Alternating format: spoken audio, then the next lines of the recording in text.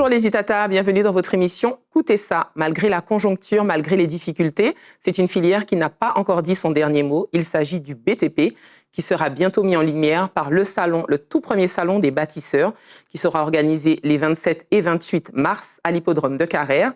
Et pour en parler, j'ai le plaisir de recevoir le co-organisateur de ce salon, Monsieur Philippe Pied. Bonjour Philippe. Bonjour Astrid. Bienvenue chez Itata. Merci de me recevoir sur votre plateau. Avec plaisir. Alors Philippe, tu es co-organisateur du salon des bâtisseurs. Qu'est-ce qu'on entend par bâtisseurs? Alors les bâtisseurs, ce sont ceux qui, par définition, qui construisent des ponts, des routes, des logements, des œuvres d'art, j'ai quasiment envie de dire, et donc qui construisent la Martinique pour nous permettre de se loger, enfin d'habiter et de circuler, entre autres. Alors la Martinique est toujours en travaux, on a l'impression. Ben, la Martinique est toujours en travaux, sera toujours en travaux, tout comme tous les pays du monde, puisqu'il y aura toujours des gens là pour bâtir, pour construire et pour aider à se déplacer, à se mouvoir et à vivre dans un pays. Alors Philippe, tu es aussi directeur d'Antilla. Oui. Quel est le lien avec le salon des bâtisseurs? Alors, Antilla est propriétaire d'un magazine qu'on appelle Bâtisseurs des Outre-mer, qui est le magazine du BTP, de la construction du logement durable sur les territoires de Martinique, Guadeloupe, Guyane, Mayotte et Réunion. Ça fait beaucoup. Ça fait beaucoup. Ça fait beaucoup, voilà. Alors, on parle de cette filière comme étant, comme je le disais dans l'introduction, qui est une filière qui est en difficulté. Pourquoi était-il important de créer ce salon? Alors, beaucoup de personnes m'ont posé la question, mais la réponse est toute simple. Lorsque vous êtes malade, vous ne restez pas dans votre lit en vous disant « Ah, mon malade ». Non, vous prenez votre téléphone, vous allez voir les spécialistes, vous allez voir un médecin pour vous soigner, pour essayer de vous soigner, afin d'espérer aller mieux. Et c'est exactement ça. Je crois que les professionnels du BTP ont fait preuve de résilience. Lorsqu'on s'est dit, ce n'est pas moi qui ai décidé de faire un salon, lorsque nous nous sommes dit avec la fédération, la FRBTP de Martinique, faisons un salon afin de ne pas rester là à se lamenter, quoi, en fait. Voilà. Et quel est l'objectif de ce salon? Alors, l'objectif de ce salon est multiple. Le BTP souffre de différents maux, dont un qui est un manque d'attractivité vis-à-vis des jeunes. Il faut savoir que pour beaucoup d'entreprises de ces secteurs, la moyenne d'âge approche les 57, 58, 60 ans. Donc, il faut absolument attirer les jeunes vers tous ces métiers. Il y a d'énormes possibilités d'évolution. Maintenant, avec tous les outils numériques, ce n'est plus vraiment la personne qui est là, qui est sous le soleil, etc. Forcément, il y a énormément de choses à faire. Et c'est pour ça qu'on va en parler tout à l'heure, que nous avons, entre autres, des partenaires avec l'Éducation nationale et toutes les sections de formation de ces secteurs à la Martinique. Alors, est-ce qu'on peut dire que la profession telle qu'on l'imagine n'est plus aussi pénible qu'avant, ce qui peut rebuter les jeunes, hein? Est-ce qu'on peut dire qu'il y a un peu plus de numérique, quelque chose qui est plus dans l'air du temps, qui pourrait faire que ce soit une filière beaucoup plus attractive qu'avant? Alors, le BTP, exactement comme suit l'évolution du temps. Tous les métiers à l'époque étaient, je n'aime pas ce mot, mais pénibles.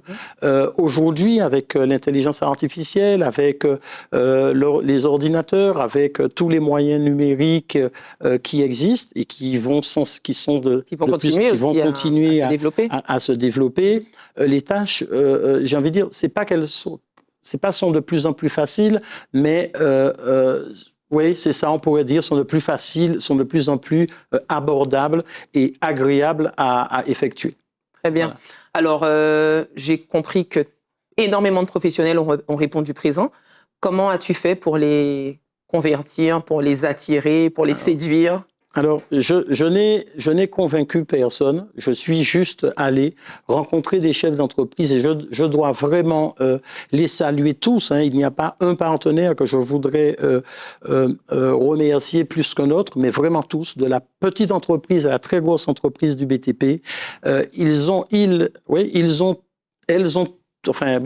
tous compris qu'en fait, que l'union fait la force. Ils ont compris qu'il y a un problème, ils savent qu'il y a un problème dans le BTP. Il faut montrer qu'ils sont unis à travers ce salon et c'est vraiment je ne peux que saluer leur résilience. Voilà. Ils ne veulent pas baisser les bras et au contraire montrer qu'ils sont là, qu'ils font front commun. Ils sont concurrents, mais ils sont face à face. Ils sont tous là pour montrer à la population, aux élus et à tous que le BTP, c'est un secteur incontournable dans la vie d'un pays. Bien sûr. Et eux, qu'est-ce qu'ils attendent de ce salon? Est-ce qu'ils ont déjà parlé de leurs doléances, de ce qu'ils aimeraient, de ce qu'ils attendent, tout simplement?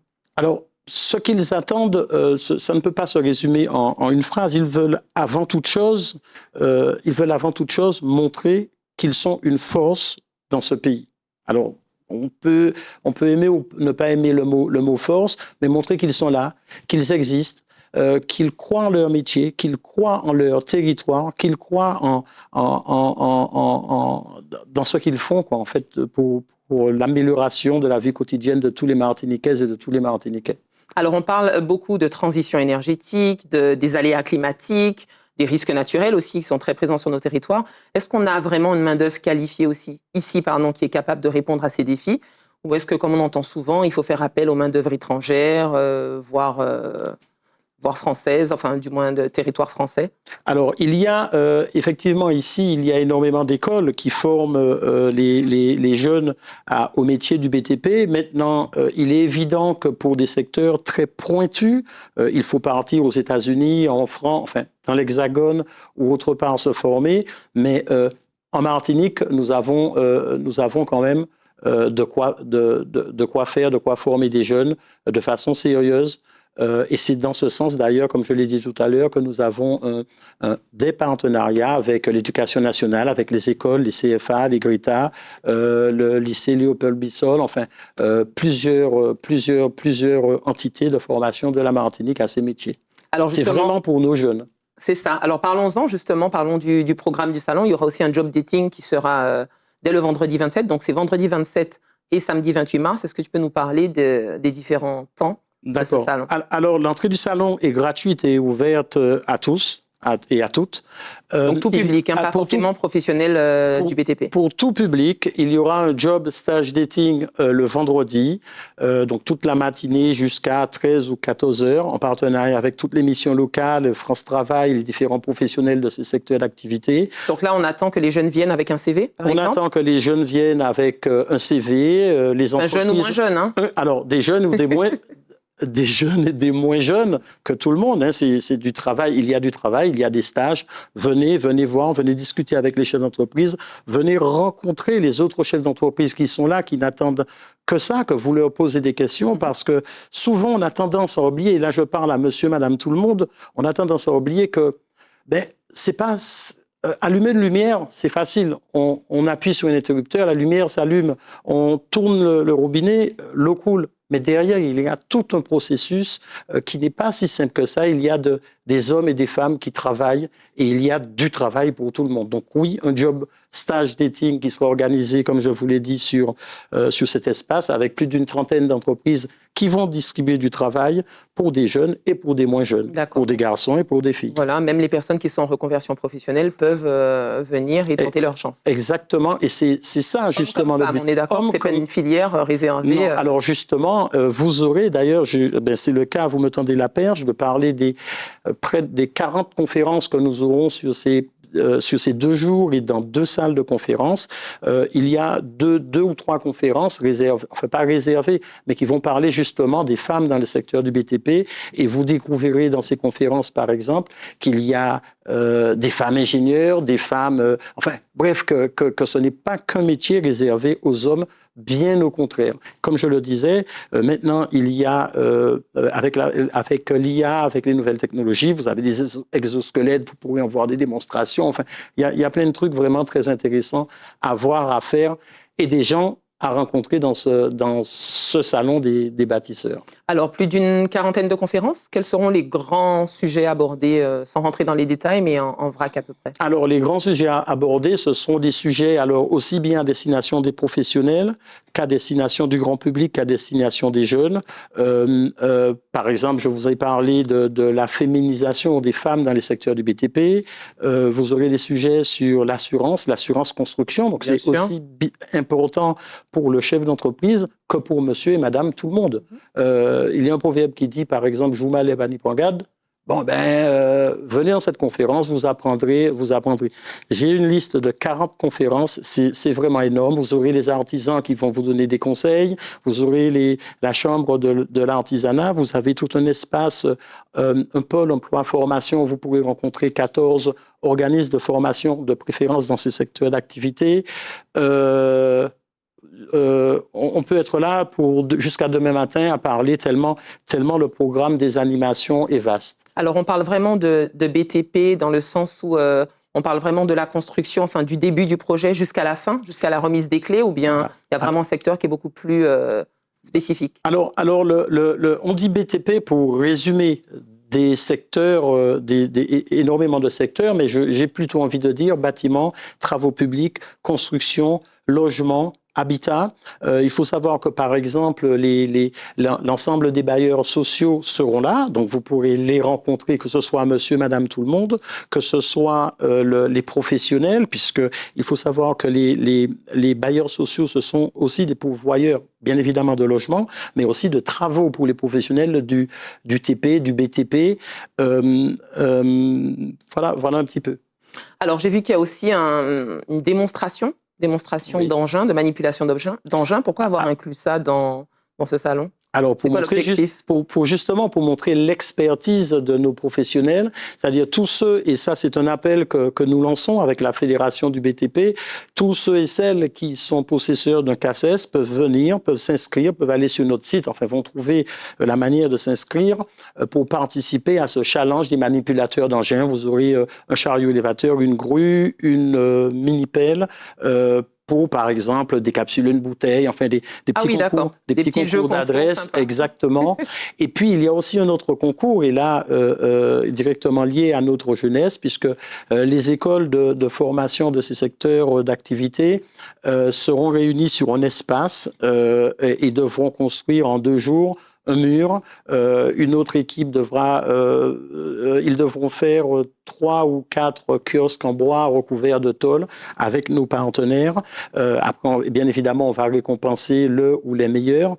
Et puis, il y a aussi pour monsieur et madame tout le monde, nous avons, je ne vais pas nommer de nom puisque le but, ce n'est pas de faire de la publicité pour certains stands, mais 2 ou 3 partenaires qui vont proposer des prix intéressants pour monsieur, madame, tout le monde. D'accord. Mais le but, je veux le dire, le but, ce n'est pas, je n'ai pas envie de citer le nom d'un salon, mais c'est pas un salon, on vient, on fait ses achats, etc. Non, c'est vraiment un salon d'information, de formation pour qu'après on ne puisse pas dire « Ah, je ne savais pas comment on construit une route, il n'y a qu'à voir la fiche comme elle est parlante ». Comment on fait, qu'est-ce qui se passe, qui sont les gens derrière.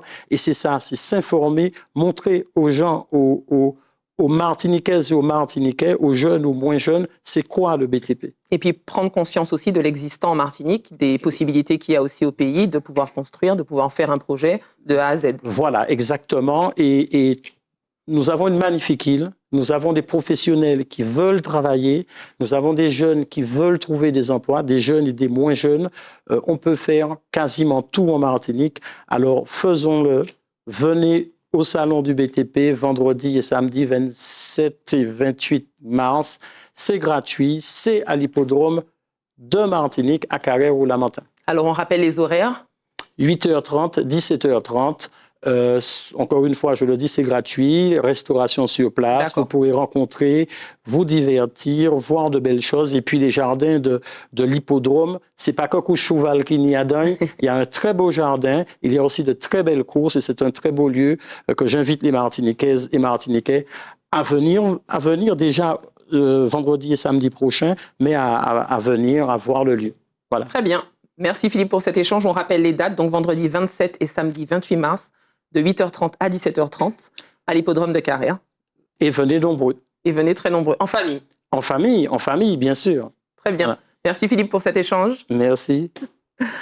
Merci aux Itata de nous avoir suivis. J'espère que cet échange vous a plu. Et puis quant à nous, on se dit à très bientôt pour un autre Écoutez ça.